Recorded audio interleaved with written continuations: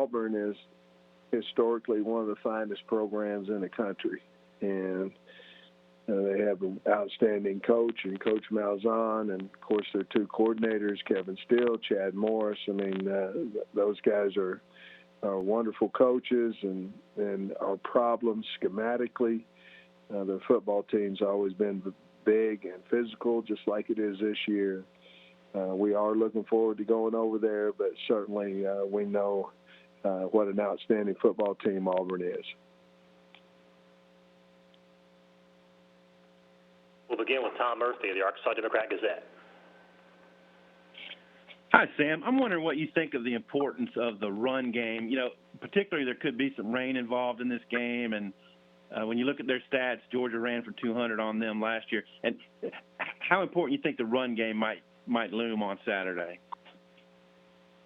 Well, certainly if it's raining, I think the run game is going to amp up, certainly in importance. Obviously, we're trying to run the ball every week as well as we possibly can. We certainly, whether it was going to rain or whether not, we certainly have to get better in our rushing attack, and we worked awful hard at it this week and weeks prior.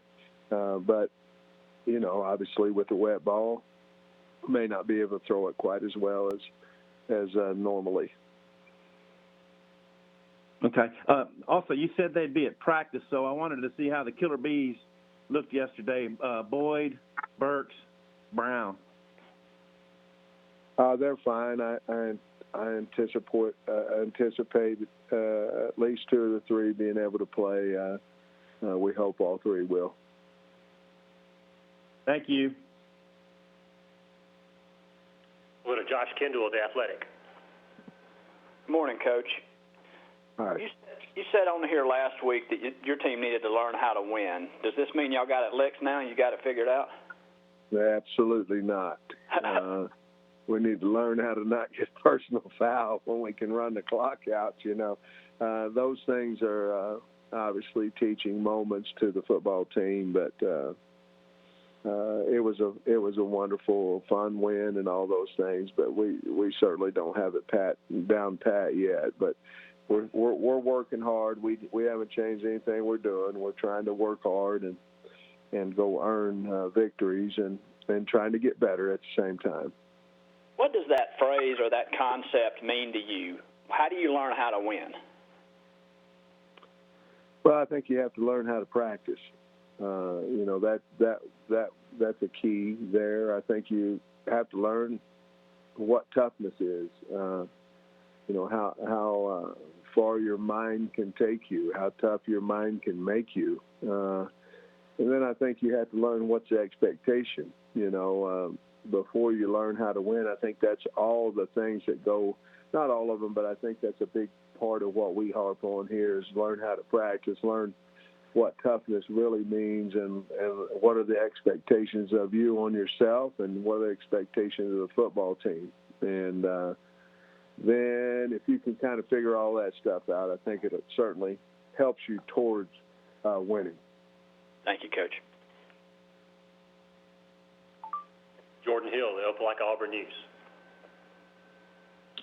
Sam, what sort of response have you seen from your team this week in practice, just coming off that win Saturday?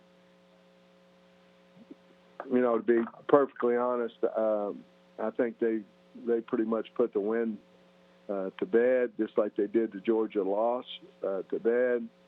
We had a hour and 40-minute practice on Monday. It was a very good practice, as you might expect. Enthusiasm. Yesterday was a tough physical practice. You know, we are, you know, the hardest job I've heard is when you have what your program might consider a big win and play in the next week. I just would be very disappointed in myself if we weren't ready to play. So we're aware of that, and we certainly have visited about it. And I think we're heading in the right direction as far as practice and flushing the Mississippi State win. That's with Bob Holton, the Arkansas Democrat-Gazette. Hey, Sam, how you doing? Good. Hey, I heard you got a jukebox in your basement. I was wondering if that's still the case, and if maybe when you bought it, how old it is, and why do you have a jukebox in your basement? Well, I had a jukebox in my basement. I don't have one now, and it's a Rockola, and it was 75 model. It's out in the garage now. I don't have a basement, but I imagine you probably got that from Kirby, because I had that thing down in my jukebox with some really nice songs on it, by the way. But it rolled old 45s, and I know there wasn't no jukebox over there at Mississippi State. I just was excited. Are you going to figure out some place to get it in your house and use it? Oh yeah, I got enough room in there. I can roll her in there eventually. Probably something after the season. Okay, thanks. Next is Scotty Bordelon of Whole Hog Sports.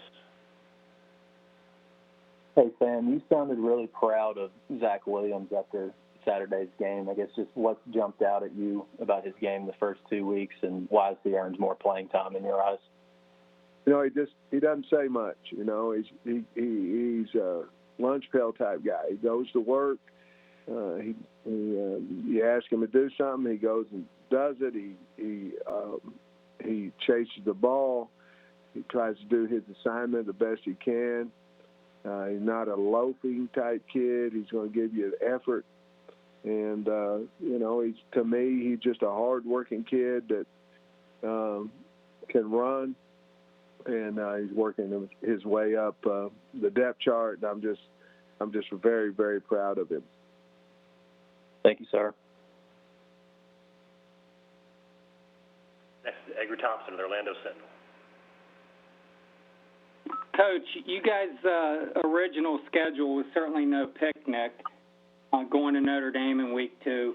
But what is the main challenge, I guess, of losing non-conference games, especially first-year program, you know, and just facing SEC competition every week? Well, we played Georgia, Mississippi State, and now we're playing Auburn. So that is a challenge, you know. And next week we play Ole Miss. So, you know, we still have Florida and LSU and Tennessee and a bunch of them on the schedule, A&M. But that's the SEC. I mean, all of us coaches knew when we took the head coaching job at whatever school that Alabama's on the schedule. I mean, so I didn't say them because they're last for us in the schedule. But we all knew that we were going to play these teams, and this year we just happened to play all of them in the same conference. We don't have any out-of-conference games. But certainly is it challenging? Yes, and that brings out the competitiveness, obviously, in all of us coaches. And it's exciting to go play big-time programs every week. You know, you kind of see where you're at least for that week. What do you lose, though? What do we lose as far as not as like Charleston, for example? As Charleston? Yes, when you don't play a team like that, to maybe get some guys develop some depth, or what would it be?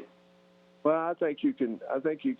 You know, right now with COVID and injuries, we're developing plenty of depth, more than what we even would like to at this point. But you know, I think those schools like that, you're able to find out. Hopefully, if you're ahead, you're able to find out a little bit more about maybe some unknowns on your team. Like you said, you're able to play more kids, hopefully, and find out a little bit more about them. And you're also certainly, if you're able to win, you're building confidence in your team. And certainly that's what our team needs, because we haven't been able to win many games over the last 3 years. But those things are always good for bowl eligibility, all kinds of things that could bring positive reinforcement and positive things to recruits as well. Thanks, Coach. Congrats on last week's win. Thank you.